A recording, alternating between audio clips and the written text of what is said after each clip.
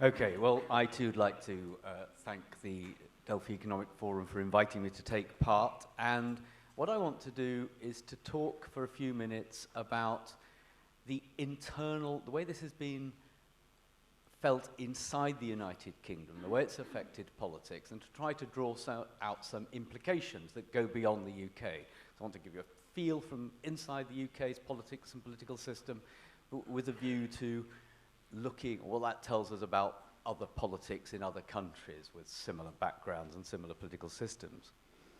So the first thing to say is that we're only at the foothills of the beginning of a process, and inside the UK that is sort of understood, but it's going to take many, many years now for all this to work through the system, for us to know what the full impacts are. Short term, we know there were none so far. There may be some, but so far nothing that most people in Britain would have noticed, and that leads me on to going back to the 24th of June, the morning after the vote and the election was declared. 52 to 48%, 52% for Leave, 48% for Remain. The 52% got what they wanted. It's worth remembering that. Many of them didn't normally vote, and those people included people whose votes were in safe constituencies which never got much attention from the political system. So it would be naive to imagine that a significant proportion of UK people, i.e. more than half, got what they wanted. We can all have a view about whether referendums are a good idea or not in a democracy. I have my own view, but the fact is one was triggered, as it had been in 1975, and for similar reasons, and it led to a result which over half of the UK population felt was the right one, and by the way, there's no evidence they've changed that view since. So we need to remember that as part of the background. Having said that, this is the biggest, I think, personally, one of the biggest political impacts to affect the United Kingdom since 1939-45. I don't think anything is quite like it since then, and it will have a similar effect over time, and not the same effect, but an effect of similar magnitude over time. That's the second point to make. If we can look at inside the political system, so inside the political class in London that will now have to manage this, remembering that the Conservative Party, which is the government, was under its then leadership in favour of remaining, as was the then opposition, it's still the opposition, weakly in favour of remaining, or in a complicated way. The third party, as it used to be, the Liberal Democrats, strongly in favour, and the Scottish Nationalists, now the third party, very strongly in favour of remaining. So a great chunk of MPs, the majority of MPs and members of the House of Lords in favour of remaining. So on the morning after the vote, go back to that morning, there was a powerful sense of an almost emotional feeling inside the British political class, most of whom wanted to remain, who now find themselves having to do something which intellectually they knew that might happen, but they just couldn't put themselves in the position of knowing what it would be like if it happened. And that's something I think I, for one, will think about for a long time. None of us could think through exactly what it would feel like. It's a bit like when Donald Trump won.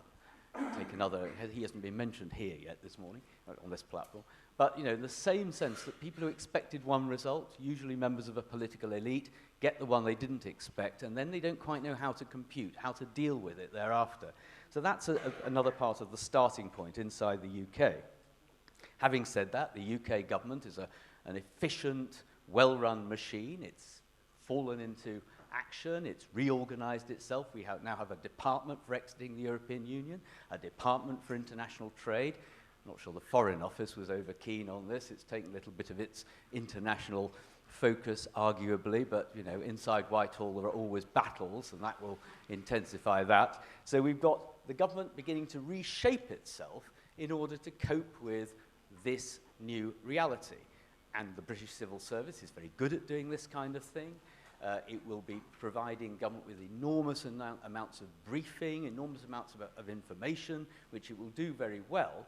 That part is the easy part. The difficult bit, which Kevin already alluded to, is when that is used for ministers to go into rooms to negotiate with the EU 27, with the Americans, with the New Zealanders, with whoever, in this new world, about the UK's new future in this system.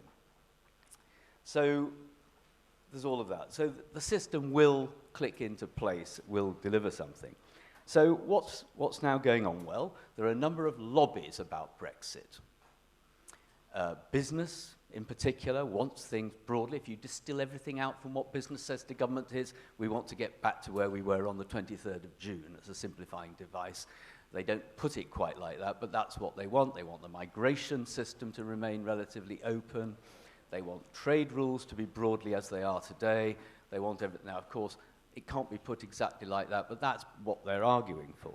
You've also got specific interests beyond business, of which universities are a part, science and others who need to keep the world broadly as they understand it. And if you stand back from that, of course, what we learn from this is that most businesses, most enterprises in most countries want stability and predictability.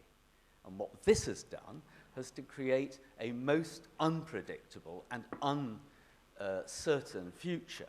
So just on those grounds alone, you have to, any country contemplating a radical change, this is what happens. You then have to start working in this rather uncertain environment. On the other side, those who are in favour of Brexit are very, very strongly still in favour of it. Some of the newspapers, the Daily Mail, Daily Telegraph, the Daily Express in Britain, are very, very powerfully in favour of leaving the EU, and look at any slippage. So in Parliament, if there's any risk of an MP or a member of the House of Lords voting in a way that seems to undermine pure Brexit, whatever that is, there's a risk that they will be pounced upon, because those who want Brexit want to make sure it happens, and happens cleanly and as quickly as possible. So all of that's going on as well. The UK economy, the 2% growth figure, 1.5 to 2% growth figure in the period since the vote, is a remarkable thing, and it's had a further consequence. And that consequence is this. It isn't just that the so-called experts got it wrong, but in a sense it's used in a sort of syllogism to say, well, if they got it wrong, then anything they say will be wrong. So that makes debate more complicated than you would have thought normally, because if you say, well, they got it wrong with Project Fear, as it was called, by those who are in favour of leaving, then we mustn't trust anything they say now. And that is not great for a reasonable argument, because there are perfectly sensible things for people who are on the Remain side to say about the future, which risk getting crowded out of a rational debate. So that is all ongoing as well. It's clear Theresa May is going to trigger Article 50 to start the formal process of leaving in March, as she said she would. It's true there's a parliamentary process ongoing at the moment in which the House of Lords has amended the legislation, this very short bill which we could have put on on a single screen, very short bill to give Theresa May the power to trigger Article 50 after a parliamentary process. In the end, it's likely, I think, the House of Commons will amend the legislation back to where it started, so it will be a process that simply gives Mrs. May the power to trigger Article 50 with no qualifications, in her view, in the government's view, to give them the maximum freedom to negotiate and to get the deal they want. That's why they've decided to do it in this very simple way. Now, having said that, the process, as we've heard already, is going to be a very complex one. And the UK government is in the position of not showing its hand because it's a deal and you don't want to show your hand. The difficulty with that is, from those of us outside, is you can't tell whether the government has a really good plan or whether they don't have a very good plan. And we'll only know that when we get going. When we begin to see some of the negotiations, which will become public, no doubt, but however hard the government wants to keep them behind closed doors, there will be visibility in all of this eventually. 2 or 3 final things. One is that the UK government needs to do a number of things beyond leaving the EU. The EU vote was read by politicians in the UK in a number of ways. It was about rebalancing the economy, helping areas and people who'd been left behind after 50 years of deindustrialization. Nothing to do with the EU, really, but read into the result as part of the message that was being projected by those who voted to leave the EU, who were often in poorer parts of the country and often whom hadn't done well out of global trade. And there's definitely a sort of anti-globalization message in all of this, which of course makes the government's global free trade message, which we heard about earlier, a very interesting one. I mean, in a sense, it was free trade that led to some of these economic downsides, and now the government is committed to free trade deals all over the world. So how that turns out, only time will tell. So just to conclude, and referring slightly to something Ian said, is there going to be a second referendum? I don't think so.